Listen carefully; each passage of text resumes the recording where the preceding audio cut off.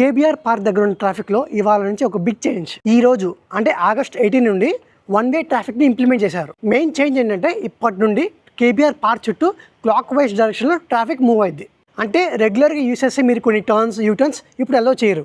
Right turns ఉండవు, U-turns ఉండవు. Traffic స్మూత్గా మూవ్ అవడానికి కొన్ని డెసిగ్నేటెడ్ పాయింట్స్ దగ్గర లేన్ 1 నుండి లేన్ 2కి చేంజ్ అవ్వడానికి లేన్ చేంజ్ పాయింట్స్ ప్రొవైడ్ చేశారు. ఇది ఎవరికి బాగా ఇంపాక్ట్ చేస్తుందంటే Banjara hills, Jubilee hills, NTR Bhavan, Sagar society, cancer hospital ఇక్కడ ఉన్న సరౌండింగ్ ట్రాఫిక్ ని ఇంపాక్ట్ చేస్తుంది. అండ్ ఈ రోజు ఫస్ట్ డేలో హైదరాబాద్ ట్రాఫిక్ పోలీస్ చాలా స్ట్రాంగ్ గ్రౌండ్ సపోర్ట్ ని అరేంజ్ చేశారు.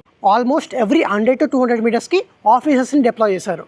పెడెస్ట్రియన్స్, సైక్లిస్ట్, మోటరిస్ట్ అందరికీ డైరెక్షన్స్ కూడా ఇచ్చారు. సో ఇవి ఇంపార్టెంట్ గా గుర్తుపెట్టుకోండి.